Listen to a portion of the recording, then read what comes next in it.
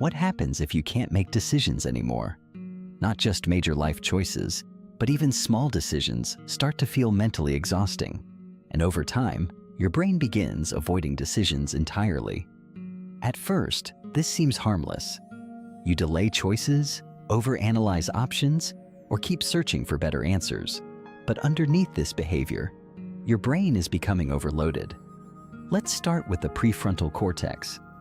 This area of the brain is responsible for executive function, including planning, attention, impulse control, and decision-making. And every decision you make consumes cognitive resources because your brain must evaluate possibilities, predict outcomes, suppress alternatives, and calculate risk. This process requires energy. Now, let's connect this to decision fatigue.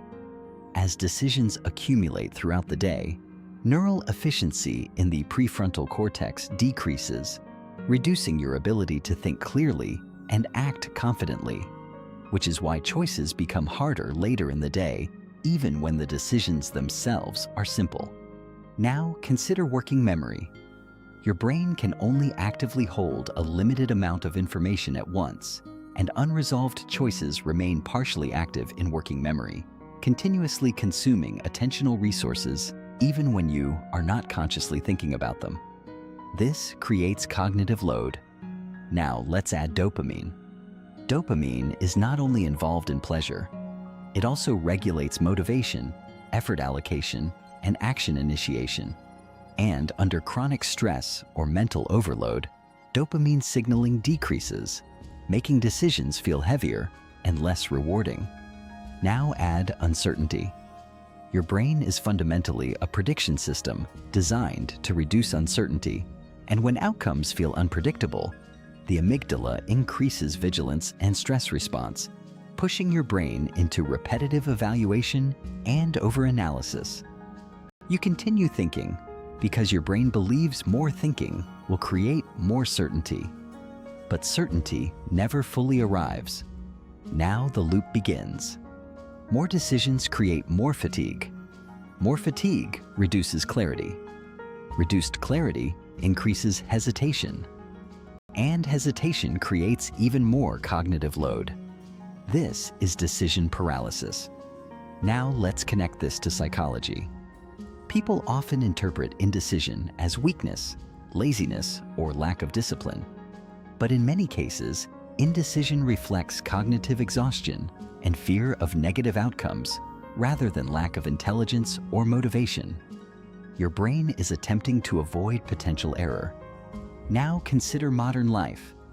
Too many options, too much information, too many comparisons.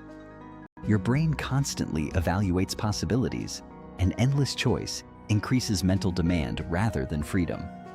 This is known as choice overload. Now think about daily experience. You open your phone.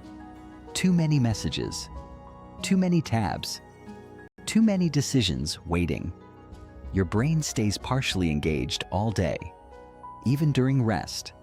Now, here is the key insight. Decision-making is not unlimited. It depends on cognitive energy, emotional regulation, dopamine signaling, and attentional capacity. And when those systems become overloaded, your brain shifts from action into avoidance. Now, what happens if this continues long-term? Avoidance increases, stress increases, confidence decreases, and eventually, your brain begins associating decisions with fatigue and emotional discomfort. Now, how do you reverse this? First, reduce unnecessary decisions. Simplifying routines reduces cognitive demand and preserves prefrontal resources.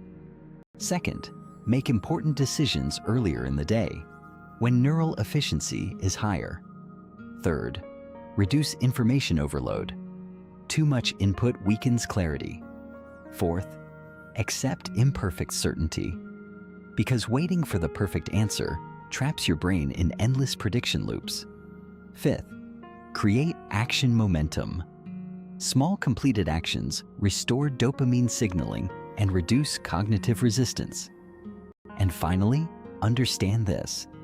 Your brain was never designed to process endless choices continuously. And sometimes the smartest decision is reducing the number of decisions your brain has to make. If you found this helpful, subscribe to NEXPLAIN